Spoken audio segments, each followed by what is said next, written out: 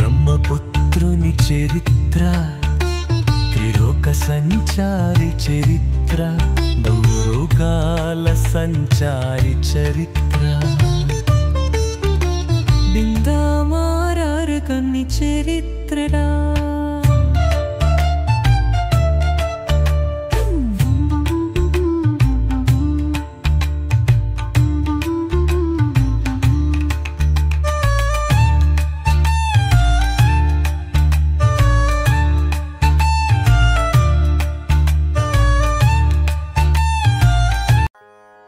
అవన్నది, ఓ బ్రాహ్మణోత్తమా, కపట బ్రాహ్మణుడుగా వచ్చాడుగా విష్ణుమూర్తి, ఓ బ్రాహ్మణ, నాకు నువ్వు వేదాంతం చెప్పడానికి వచ్చావా, లేకపోతే నా భర్తను బతికించడానికి వచ్చావా?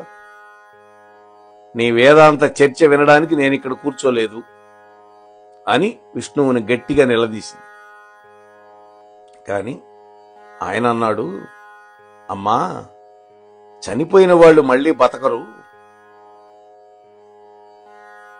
బ్రహ్మాది దేవతలను గనక ఆరాధిస్తే వాళ్ళు ఐహికమైన ఆముష్మికమైనటువంటి సుఖాలు పొందటానికి మార్గాలు చూపిస్తారే గాని చనిపోయిన వాళ్ళను మళ్లీ బతికించి తీసుకురాగలిగిన శక్తి ఎవరికీ లేదు అని చెప్పేశాడు. కాని ఆ మాలావతి మాత్రం దానికి ఒప్పుకోలే. అప్పుడు ఆ కపట బ్రాహ్మణ రూపంలో ఉన్న విష్ణువు ఆమెకు ఆయుర్వేదం గురించి చెప్పాడు. ఆయుర్వేద వైద్యం, రోగం, మృత్యువు, వీటి గురించి కొన్ని విషయాలు చెప్పాడు. ఏమని, ఓ మాలావతి, ఆయుర్వేదం అనేది ఉపవేదం. వ్యాధులన్నిటికీ తండ్రి అయినటువంటిది ఏమిటి అంటే జ్వరం. అంటే ఏ వ్యాధి రావాలన్నా ముందు జ్వరం వస్తుంది. అంటే శరీరంలో ఒక వ్యాధి గనక తెలియకుండా జ్వరపడితే ముందు జ్వరం వస్తుంది. జ్వరం అనేది జబ్బు కాదు. జ్వరం అనేది ఆ వ్యాధికారక క్రిములను చంపడానికి శరీరం చేసే ఒక ప్రతిచర్య. అది వాళ్ళ ఇంగ్లీష్ డాక్టర్లు చెప్పే మాట. ఆ జ్వరానికి తండ్రి అజీర్ణం. ఎవరికైతే జ్వరం వస్తుందో వాడికి అజీర్ణ వ్యాధి వస్తుంది. అట్లాగే ఆ జ్వరదేవతకి 3 కాళ్ళు ఉంటాయి, చేతులు 6 ఉంటాయి, తలకాయలు 3 ఉంటాయి, కళ్ళు 9 ఉంటాయి, రూపం ఎర్రగా ఉంటుంది. ఈ జ్వరదేవతకి అవకాశం కలిగినప్పుడు మనిషి శరీరంలో ప్రవేశించి వాతము, పిత్తము, శ్లేష్మం, ఈ 3 లక్షణాలతోటి ఒక వ్యాధిని సృష్టించి ఆ దోషం జ్వర రూపంలో ఒక రూపాన్ని ధరించి 24 సంఖ్యలు కలిగినటువంటి ఉపరోగాలు, వాటికి తమ్ముళ్ళుట జ్వరానికి, అలాగే చెల్లెళ్ళు, అలాగే జర అనేటువంటి వృద్ధాప్య దేవతతో కలిసి మానవ శరీరంలోకి ప్రవేశిస్తుంది. ఇది అందరికీ సామాన్యమే. ఇదే ఆయుర్వేద శాస్త్రం అని విష్ణుమూర్తి కపట బ్రాహ్మణ రూపంలో చెప్పాడు. సరే, 9 కళ్ళు అన్నారు కదా ఆ జ్వరదేవతకి. అవి ఏమిటి అంటే సంధి లక్షణాలు. అంటే అపస్మారకం, తెలివి తప్పిపోవటం, ఒళ్ళు వేడెక్కటం, ఒళ్ళు తాపంతో ఉండటం, దుఃఖం, ఏడుపు, కళ్ళ వెంట నీళ్లు గారటం, ఇవన్నీ కూడా జ్వరానుకున్నటువంటి కళ్ళు.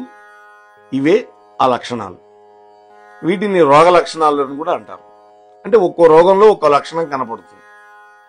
కాబట్టి ఆయుర్వేద శాస్త్రంలో చెప్పబడినటువంటి ఈ జ్వర రోగంతో బాధపడుతూ జ్వర లక్షణాలతో ఎవరికైనా సరే చావు గనక వచ్చింది అంటే ఆ చావు రాకుండా వాళ్ళకి ఉపశమనం కలిగేటట్లుగా ఈ ఆయుర్వేదంలో ప్రయత్నం చేస్తారు. ఇలా సేవ చేసే వాళ్ళని వైద్యులు అంటారు.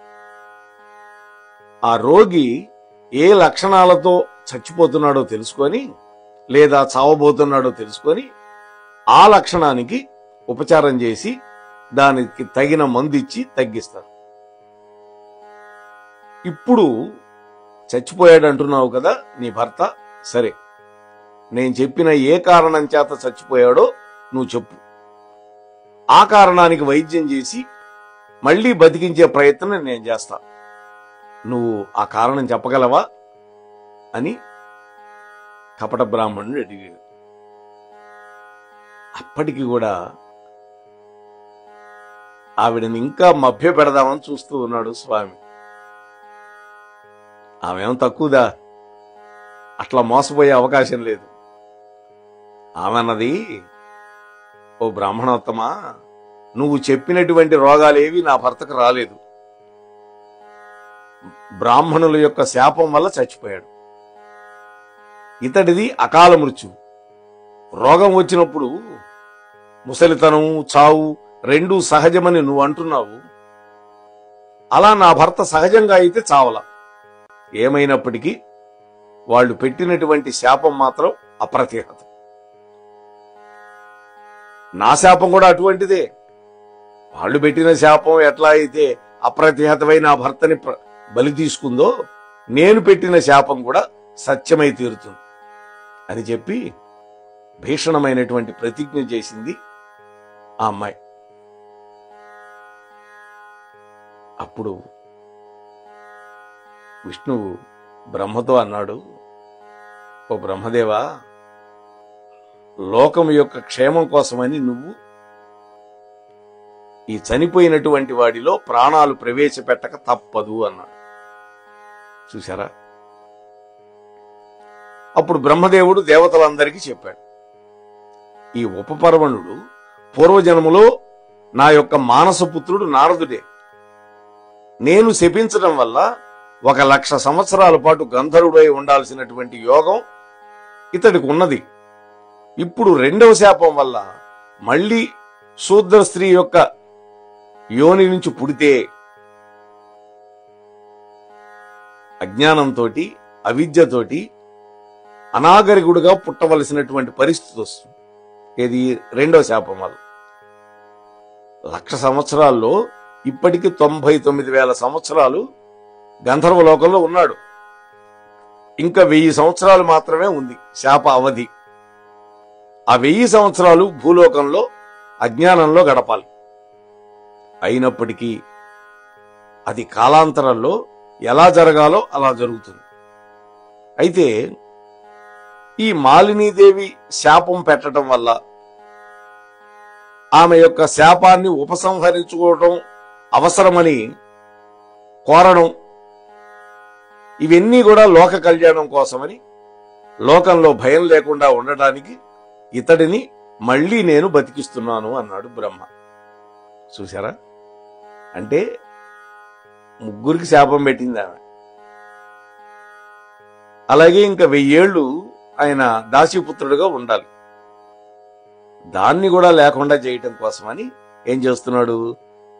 నేను ఇప్పుడు బతికిస్తున్నాను అన్నాడు అని కమండలంలో నీళ్లు తీసి ఆ చనిపోయినటువంటి దేహం మీద చల్లాడు, లేవదీశాడు.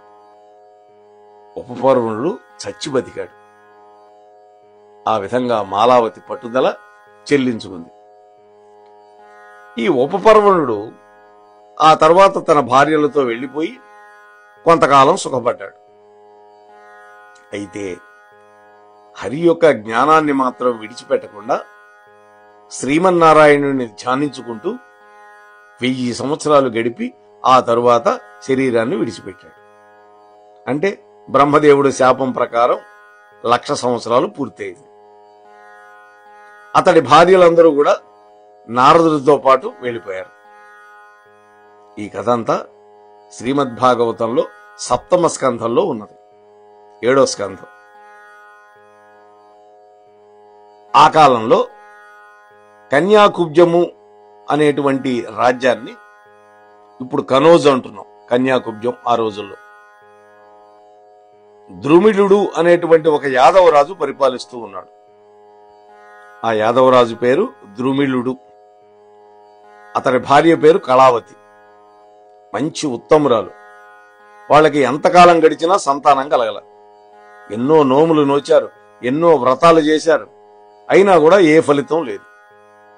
చివరికి వాళ్ళు రాజ్యాన్ని విడిచిపెట్టి అడవికి వెళ్లి తపస్సు చేశారు. అంటే రాజ్యాన్ని మంత్రుల మీద విడిచిపెట్టి అడవికి వెళ్లి తపస్సు చేశారు. అప్పుడు ఆ యాదవుడు ఆ తపస్సు చేస్తూ ఉన్నాడే కానీ ఆ తపస్సుకు వెళ్లే ముందు బ్రాహ్మణులు ఎవ్వరు కూడా అతడికి ఉపదేశం చేయలే. ఎందుకని? అతడు యాదవుడు కావడం వల్ల, అంటే అర్హత లేనందువల్ల అక్కడ ఉండే బ్రాహ్మణులు ఎవరు ఉపదేశం చేయలే. అయితే ఏ ఉపదేశం పొందకుండానే భక్తితోటి తపస్సు చేసుకుంటూ ఉన్నాడు ఈ రాజు.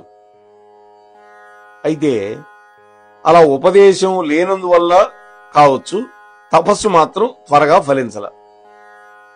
అందువల్ల వాళ్ళకి విసుగు పుట్టింది భార్యాభర్తలకి. అప్పుడు ఆ రాజుగారు భార్యతో అన్నాడు, ఓ భార్యామణి, మనకి ఇక సంతానం కలుగుతుందనేటువంటి ఆశ నాకు కనిపించటంలా. ఈ ప్రదేశానికి సమీపంలో కశ్యప మహర్షి తపస్సు చేసుకుంటున్నాడని నేను విన్నాను. ఆ మహాత్ముడి దగ్గరికి వెళ్లి వరం ఇవ్వమని అడుగుదాం అని భార్యతో అన్నాడు. సరే, ఇద్దరు కలిసి కశ్యప మహర్షి దగ్గరికి వెళ్లారు. ఆయన యొక్క అనుగ్రహంతో ఆ రాజుగారి భార్య గర్భవతి అయింది. మళ్లీ రాజ్యానికి తిరిగి వచ్చారు. ఆ విధంగా ఆ ద్రుమిళ మహారాజు సహజంగానే విరాగి అయి ఇంత కష్టపడి సంతానం తెచ్చుకున్నాడే కాని స్వభావంలో మాత్రం వైరాగ్య లక్షణం కలిగి ఉండడం వల్ల సంతానం కోసమని వరాన్ని పొందగానే విరక్తి కలిగింది. చూశారా? అందువల్ల తన రాజ్యాన్ని ఒక క్షత్రియుడికి ఇచ్చేశాడు. ఆ తర్వాత భార్యని వెంట పెట్టుకొని ఒక బ్రాహ్మణుడి ఇంట్లో పెట్టాడు. అన్నాడు ఆమెతోటి, నువ్వు జాగ్రత్తగా నీ కడుపులో ఉన్న పిల్లవాడిని కని పెంచు. ఇక నాకు సెలవివ్వు. నేను వెళ్లి తపస్సు చేసుకుంటాను. హరి యొక్క ధ్యానంలో నిమగ్నమై ముక్తి పొందాలని నేను అనుకుంటున్నాను.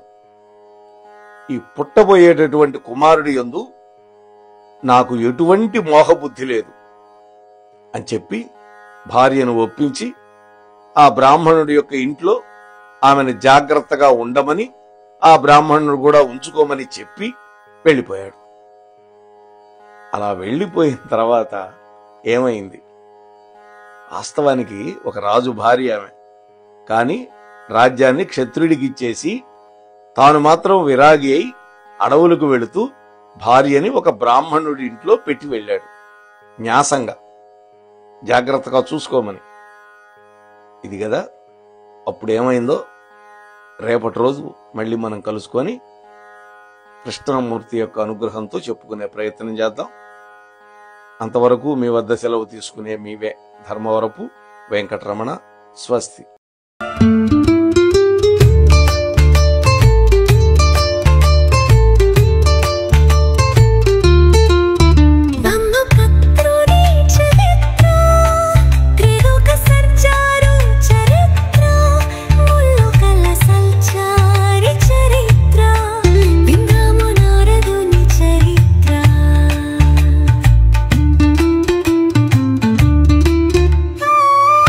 వినండి, వినిపించండి, వింటూనే ఉండండి. మోహనవాణి తెలుగు పాడ్కాస్ట్ మీరు వింటున్నారు. మోహనవాణి. ఇంతవరకు మన ఛానల్కి ఎవరైనా సబ్స్క్రైబ్ చేసుకోకపోతే ఇప్పుడే ఈ క్షణమే సబ్స్క్రైబ్ చేసుకుని ఆ పక్క నుండి బెల్ బటన్ మ్రోగించి మమ్మల్ని ప్రోత్సహిస్తారని మనస్ఫూర్తిగా కోరుకుంటూ, సర్వేజన సుఖినో భవంతు, లోకా సమస్త సుఖినో భవంతు. ధన్యవాదాలు. స్వస్తి.